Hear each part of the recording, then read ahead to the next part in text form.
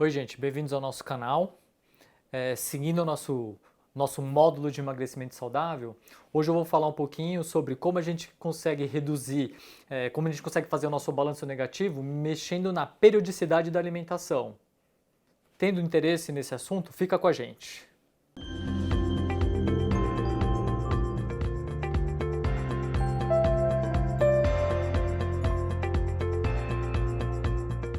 Bom, qual seria o período ideal de se alimentar?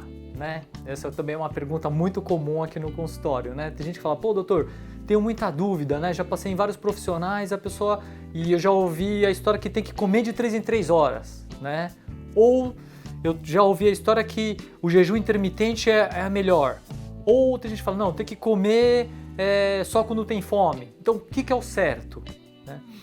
Na verdade, cada estratégia, né, de alimentação tem o seu lugar, tá bom? Eu vou dar um exemplo. Se você é uma pessoa que tem uma alta taxa de metabolismo basal e eventualmente você está fazendo um tratamento para ganhar músculo, tá? Talvez você tenha que comer de 3 em 3 horas, tá bom?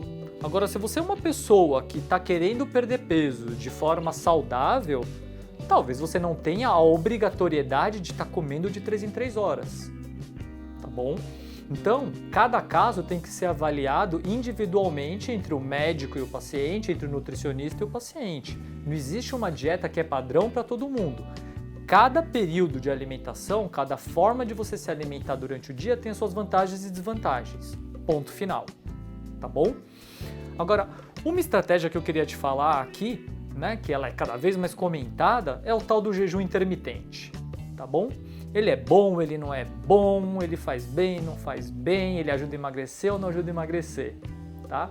Então é como eu acabei de falar, depende, tá bom? Ele é uma estratégia, tá bom? Ele tem o seu lugar, ele tem os seus benefícios, mas não é para todo mundo, tá? Por que ele não é para todo mundo? Porque tem pessoas que quando ficam um certo período sem se alimentar, por exemplo, tem pessoas que quando ficam mais do que 8 horas sem se alimentar, elas começam a ter muitos sintomas.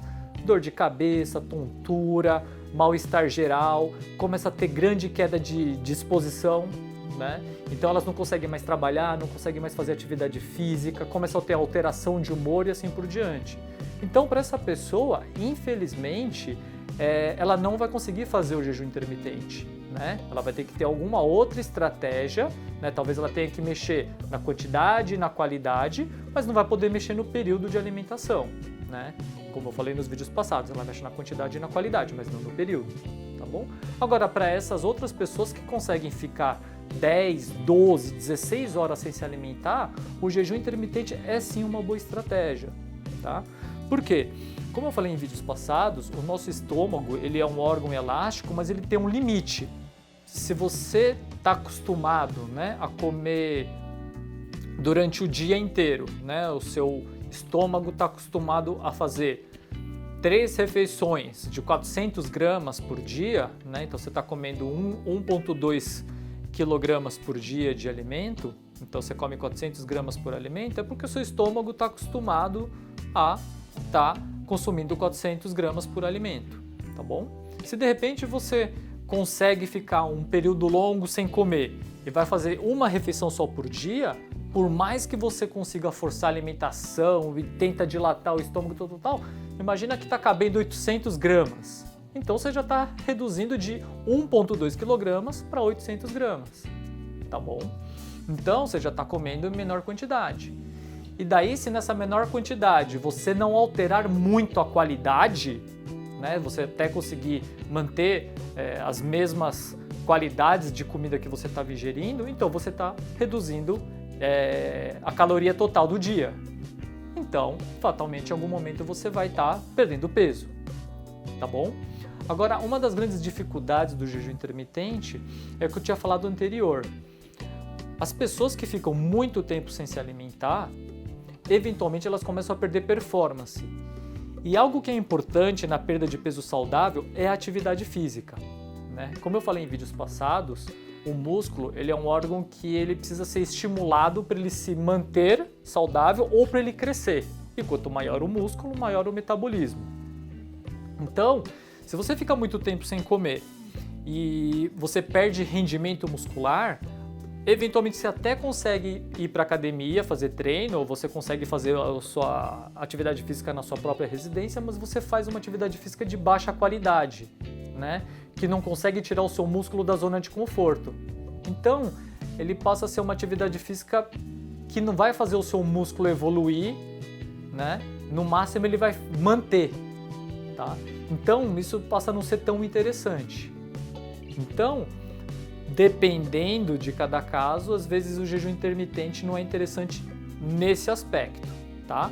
Porém, quando você fica também muito tempo sem se alimentar, o organismo tem sim alguns benefícios, tá? Um dos principais benefícios é que o organismo humano, né, nesse período de privação nutricional, ele começa a procurar várias outras fontes de energia, né? E uma das fontes de energia que ele acaba usando, né, ou pelo menos que ele acaba se alimentando, são células velhas e células, entre aspas, com defeito, tá? Então, as células que sofreram mutação, células erradas ou células que já estão, entre aspas, gastas e velhas, elas são todas consumidas nesse período de jejum. Então, o período de jejum, ele é sim interessante, mas não, é algo que é muito difícil você fazer o ano inteiro, para sempre, etc. Acho que ele é uma estratégia boa, mas para você fazer em períodos controlados, em períodos que você não vai ter grandes treinos, grandes performances e assim por diante. Passando agora para um outro assunto, né, ainda nessa parte de consumo alimentar, perda de peso saudável, um último tópico que eu queria deixar claro aqui é da parte genética, tá bom? Tem muita gente que reclama da genética, que eu tenho uma genética ruim, que a minha família inteira é obesa, eu não tenho facilidade de emagrecer e assim por diante, tá bom? Geneticamente falando, ou historicamente falando, a população mundial, né, a população moderna mundial, ela tem uma predisposição a realmente ser obesa, tá? É uma minoria da população que tem uma predisposição para ser magra e sarada, tá bom?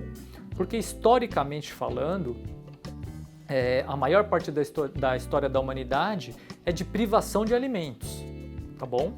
Então, imagina que nossos antepassados, eles fossem pré-programados a ter um rápido metabolismo, né? Então, se você vivia numa época que tinha muita comida, aí você comia hoje e de repente o seu metabolismo está acelerado, então chega no dia seguinte, você já tinha que comer de novo e não tinha alimento, você já morria, né? Então, a gente tem uma predisposição a ter um metabolismo mais lento, né? E de comer muito, para a gente já acumular já gordura, para ficar vários dias sem comer, porque não tinha comida à vontade como a gente tem hoje. E o que acontece é que com os tempos modernos, revolução industrial e assim por diante, hoje a gente tem comida à vontade, né? Então, a cultura, né, o ser humano, a sociedade, ela evoluiu muito rápido, mas não a nossa genética. Então, a gente ainda tem uma genética daqueles homens das cavernas que não tem muita comida. Então, a gente come e acumula gordura, tá bom? Então, quando a gente fala da genética ruim, é isso. Tem pessoas que têm uma maior predisposição a acumular gordura e uma maior predisposição ou uma maior dificuldade de ganhar musculatura, né? De deixar o metabolismo mais rápido. Mas para essas mesmas pessoas, sempre vai cair nesse mesmo discurso de entrada versus saída. Talvez ela tenha que brigar um pouquinho mais, né? Talvez ela tenha que comer um pouquinho menos e malhar um pouquinho mais para chegar naquele balanço negativo, mas sempre vai cair nessa equação, tá? Então, a genética, né, ela não pode ser usada como uma desculpa para você não tentar e para você não chegar no seu resultado, tá? Você sempre tem que estar lutando, talvez lutar um pouquinho mais do que o seu amigo, do que o seu primo, do que o seu vizinho, mas saiba que você consegue sim chegar lá, talvez com um pouco mais de esforço. Assim como existe genética para várias outras coisas. Tem gente que tem facilidade em aprender inglês, né? Mas não que quem não tem facilidade de aprender inglês nunca vai aprender inglês. Não, o cara tem que estudar um pouquinho mais, tem que fazer curso de imersão, tem que fazer intercâmbio, tem que morar lá na raça para aprender, mas ele vai aprender. Então, tem aquelas pessoas que têm aquele talento nato para vendas, né? Mas tem aquela pessoa que não sabe vender, que não tem o talento, mas aprende técnicas, táticas e se torna grande vendedor e assim por diante. Então, a genética, ela influencia sim, mas ela pode ser contornada e ela deve ser contornada, tá? Isso por quê? Porque, como eu falei em vídeos passados, é importante você controlar o seu peso e a sua taxa de gordura para você manter a sua saúde em dia, como foi observado em 2020, que o excesso de gordura ela causa um malefício para a saúde, que aumentou a mortalidade pelo Covid. Tá certo? Se gostou desse vídeo, deixa um like. Gostando do conteúdo, inscreva-se no canal. Achando que esse vídeo vai ajudar algum amigo ou familiar, encaminhe o link ou encaminhe o vídeo. E querendo receber a notificação para os próximos vídeos, inscreva-se no nosso canal e ligue as notificações. Beleza?